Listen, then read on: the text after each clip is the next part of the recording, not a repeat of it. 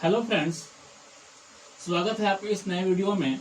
मैं आर के Prabhakar Bihar board 12th English rainbow part 2 का चैप्टर 3 जिसका नाम है ए पिंच ऑफ स्नूफ, जिसे लिखा है मनोहर मलगांवकर ने, का वीडियो लेकर आया हूँ। तो चलिए बिना समय गवाए शुरू करते हैं। यदि आप इस चैनल पर नए हैं तो इस चैनल को अवश्य सब्सक्राइब कर लें और बेल आइकन को दबाना बिल्कुल ना भूलें, ताकि मेरा आने वाला लेटेस्ट वीडियो सबसे पहले आपके पास पहुंचे। सबसे पहले राइटर मनोहर मलगांवकर के बारे में कुछ जान लेते हैं, जो आपके एग्जाम के लिए बहुत ही इंपॉर्टेंट है, जहां से बहुत सारे ऑब्जेक्टिव क्वेश्चंस किए जाते हैं। चलिए आगे बढ़ते हैं। मनोहर मलगांवकर का जन्म हुआ था 1913 को, यानी 1913 ईस्वी को। वेल नोन एज, इन्हें जाना जाता है, मनोहर मलगांवकर को जाना जाता है किस रूप में? Novelist, short story writer. Manohar Malgonkar को एक नॉवेलिस्ट यानी उपन्यासकार और शॉर्ट स्टोरी राइटर, शॉर्ट मतलब छोटी, स्टोरी मतलब कहानी, राइटर मीन्स होता है लेखक, यानी लघु कथाकार के रूप में भी जाना जाता है। तो मनोहर मलगांवकर को शॉर्ट स्टोरी राइटर और नॉवेलिस्ट के रूप में भी जाना जाता है। अक्सर एग्जाम में पूछा जाता है हर राइटर के बारे में कि इस राइटर को किस नाम किस लिए जाना जाता है। तो हो सकता है कि मनोहर मलगांवकर की जब बात आए तो आप नॉवेलिस्ट कर सकते हैं या शॉर्ट स्टोरी राइटर कर सकते हैं। हिज इम्पोर्टेंट वर्क्स, इनकी महत्वपूर्ण रचनाएं, मनोहर मलगांवकर की कुछ महत्वपूर्ण रचनाएं हैं जो अब एग्जाम में हमेशा आते रहता है। तो मनोहर मलगांवकर की कुछ महत्वपूर्ण रचनाएं हैं जिसको मैंने यहाँ पे दिया है। पहला है distant drum, the princes, a bend in the Ganges, Bombay beware. ये मनोहर मलगांवकर की बहुत ही महत्वपूर्ण रचनाएं हैं। आगे देखते हैं।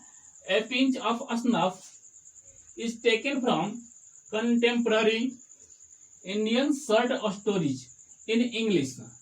मनोहर मलगांवकर की एक रचना है जिसका नाम यहाँ पे दिया गया है contemporary Indian short stories in English. तो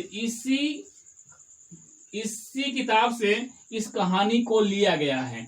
एग्जाम में यही पूछ सकता है कि इस कहानी को यानी ए पिंच ऑफ स्नूफ को कहां से लिया गया है। तो ऑप्शन में दिया रहेगा contemporary Indian short stories in English.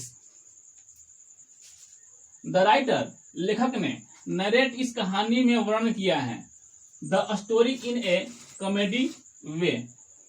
लेखक ने इस कहानी को एक कॉमेडी तरीके से, कॉमेडी मतलब होता है हास्यास्पद तरीके से प्रस्तुत किया है। यह कहानी बहुत ही हास्यास्पद है। ए pinch of snuff, A means एक, पिंच मतलब चुटकी, ऑफ मीन्स का, स्नफ मीन्स होता है सूंघनी, सूंघनी का एक चुटकी, यानी एक चुटकी सूंघनी। सूंघनी मतलब तंबाकू कह सकते हैं हम लोग इसे। तो देखते हैं समरी। और यह कहानी बहुत ही हास्यास्पद है, बहुत ही हास्य से भरी हुई है। इस कहानी का यानी इस चैप्टर का हिंदी रूपांतरण बहुत जल्द ही मैं आपके सामने लाने वाला हूं। चलिए आते हैं समरी पर। A pinch of snuff is a very funny story. A pinch of snuff एक बहुत ही मजाकिया कहानी है। It is written by an Indian short story writer Manohar Malgonkar. It is written, इसे लिखा गया है, by an Indian short story writer, एक भारतीय लघु कथाकार मनोहर मलगांवकर के द्वारा। यानी ए पिंच ऑफ स्नूफ को एक भारतीय लघु कथाकार मनोहर मलगांवकर के द्वारा लिखा गया है। यह बहुत ही इंपॉर्टेंट पॉइंट है। आप एग्जाम में ऑब्जेक्टिव क्वेश्चन हमेशा पूछता है कि मनोहर मलगांवकर कहाँ के रहने वाले हैं। तो ध्यान देना होगा, ये इंडियन है यानी इंडिया के रहने वाले हैं। आगे बढ़ते हैं। इट इज एन ऑटोबायोग्राफिकल हॉर्म। ऑटोबायोग्राफी मतलब होता है आत्मकथा। यह यानी ए पिंच ऑफ स्नफ एक आत्मकथा के रूप में है। ए पिंच ऑफ स्नफ एक आत्मकथा के रूप में है। इन दिस स्टोरी, इस कहानी में, द राइटर एक्सप्लेन, लेखक ने व्याख्या किया है, the character of his maternal uncle Nanu Kaka. इस कहानी में लेखक ने अपने मैटरनल अंकल मीन्स मामा, मामा नानू काका। इस कहानी में लेखक ने अपने मामा, जिनका नाम नानू काका बताया गया है, नानू काका के चरित्र का व्याख्यान किया है। नानू काका ऑलवेज टेल्स ए लाई। नानू काका की एक आदत है जो हमेशा झूठ बोलते रहते हैं। तो नानू काका ऑलवेज टेल्स ए लाई, नानू काका हमेशा सदैव झूठ बोलते हैं। ही चीट्स, वह किससे, ही चीट्स अदर, वह अन्य किसी को भी धोखा दे देते हैं।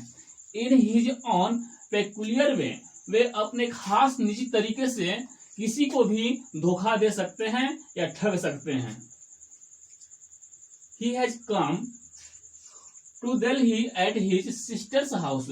वे कम आए हुए हैं दिल्ली, वे दिल्ली आए हैं अपने बहन के घर पर। नानू काका जी अपने बहन के घर पर दिल्ली आए हुए हैं। उन्हें किसी मंत्री से मिलना है, इसलिए वह दिल्ली में अपने बहन के घर पर आए हैं। ही ट्रेवल्स, वे यात्रा करके आए हैं, यानी उन्होंने यात्रा किया है। सेकेंड क्लास कैरिज, कैरिज मतलब होता है जो रेल का डब्बा होता है, उसी को बोलते हैं carriage. He travel second class carriage at third class ticket,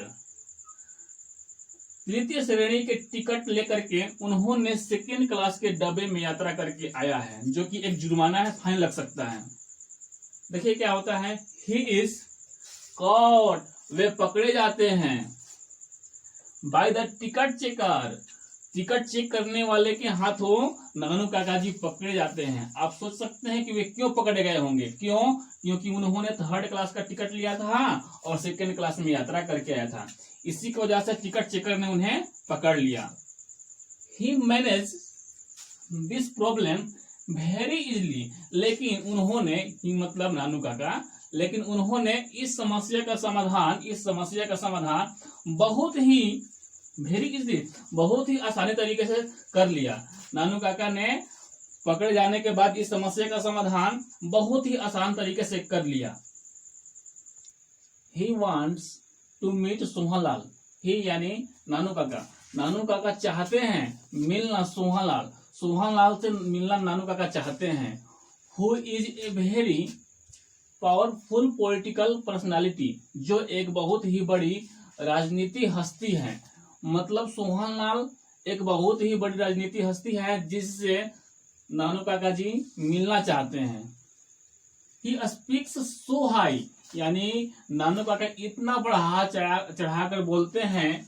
of him, Sohanlal से नानू काका इतना बढ़ा चढ़ाकर बोलते हैं, इतनी बड़ी बड़ी बातें बोलते हैं, दैट ताकि Sohanlal himself likes to meet him, ताकि सोहनलाल खुद इनसे यानी नानू काका से मिलने के लिए आ जाते हैं।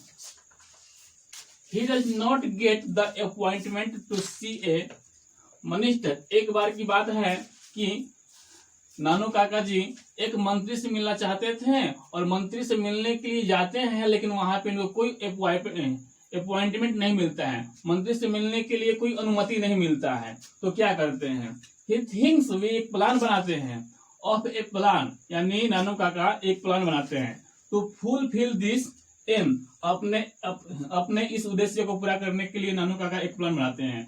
उनका उद्देश्य क्या है, किसी मंत्री से मिलना, किसी मंत्री से मिलने के लिए अपना एक प्लान बनाते हैं। ही चीट्स, वे धोखा देते हैं, वे ठगते हैं। ए मोटर डीलर, अपने इस उद्देश्य को पूरा करने के लिए वे एक मोटर डीलर यानी एक कार विक्रेता को भी ठग लेते हैं। He takes his royal car to serve evil purpose, अपने इस बुरे उद्देश्य को पूरा करने के लिए वे एक मोटर डीलर से उसका रॉयल कार यानी एक शाही कार ले लेते हैं। ही सक्सेस इन डूइंग सो, ऐसा करने में वे सफल भी हो जाते हैं, यानी उस मोटर डीलर से उसका शाही कार को लेने में वे सफल भी हो जाते हैं।